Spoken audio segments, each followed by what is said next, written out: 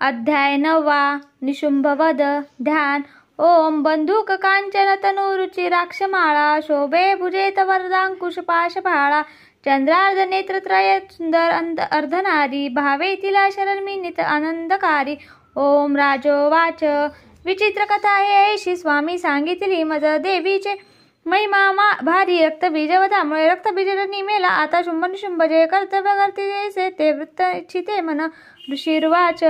रक्तबीजादी दैत्यासी निष्प्राण पाहतारणी शुंभ निशुंभ क्रोधाने अति संतप्त झाले। निशुंभ मत्सरे धावे घेऊन दैत्य सैनिका दैत्यनाशास पाहुनी क्रोध अंतरी ताटला मागे पुढे चहू बाजू सक्रोध शस्त्र घेऊन धावती चावूनी ओठा दैत्य देवीशी मारण्या शुभ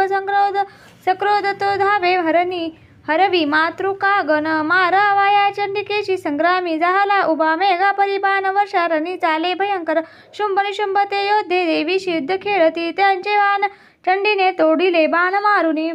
घाव केले तया वीर अंगी आघात झाले। तीक्ष्ण तलवार हाती प्रदीप्त ढाल घेऊन देवीचा सिंह लक्ष्मी मस्तकी धावतो करी शूरप्रबाण देवीचा शुंभाच्या करातील ढाल तलवारीशी तो मोडे तत्क्षणी लागता तेव्हा सोडितो देवी तो शक्ती देवीने चक्र त्यावरी सोडून खंडली मध्ये द्विभाग होऊन पडे सक्रोध शूल तो मारी जवळी देवी पाहुनी देवीनी मारुनी बुक्का शूल मध्येच तोडला चंडीवरी गदा फेकी देवी त्रिशूल मारित मध्येच तोडून टाकी ऐसी चंडी पराक्रमी परशु घेऊन येत देवी बाणास फेकून निशुंभाशिरणी तेव्हा पाडी निष्प्राण भूमिशी बंधू मारला देवीने शुंभाचा क्रोध वाढून वधाव्या अंबिके शिरणी तो धावक येतसे अनुपम भुजा हाट सायुध बसला रथी धाकळे नभ शुंभाने शोभा अद्भुत ती दिसे तो येता शंख देवीने वाजविला अति बळे प्रत्ययांच्या ओढून केला शब्द दुस्सह संगरी घंटा ती वाजवली भारी दैत्य तिथे थरारले दिशा दाही भरोनिया ध्वनी गेला नभावरी ते वागरतसे सिंह गर्जितकार थांबले गर्जनेने मृगंधाच्या गुंजीत झाले जग कालीने उचलून हात भुवरी मारले तयाचे शब्द वाढून पाहिले शब्द थोपती शिवदूत अटहास करिता देते तेरणी होती भयभीत शुंभाशी क्रोध झाडला देवी म्हणे अरे दृष्ट आता येथे उभा राहा तेने धैर्य देवतांशी जय हो गर्जती मुखे शुंभाने फेकली शक्ती ज्वाला भडकती जिच्या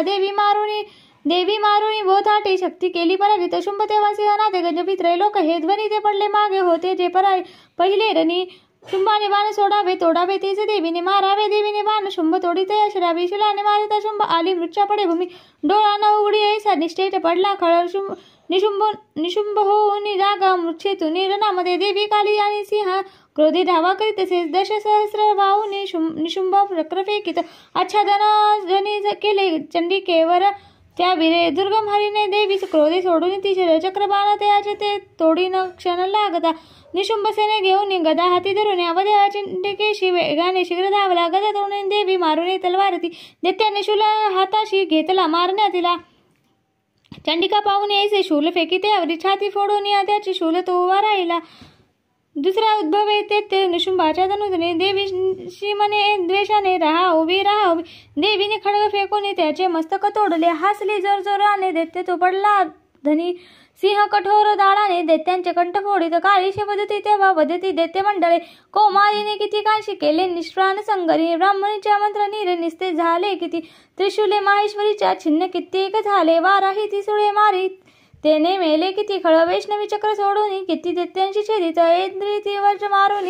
असंख्य वधी दुर्जन दैत्य मेले ते काही पळाले त्यातून किती कालीशी वदती सिंह यांनी संहार मांडला। श्री अच्युत विरचितयां प्राकृत भावार्टिक्यां श्री मार्कंडेय पुराणे सावर्णिके मन्वंतरे देवी महात्म्ये नवमोऽध्यायः। श्री कुलदेवता चरणार्पणम्।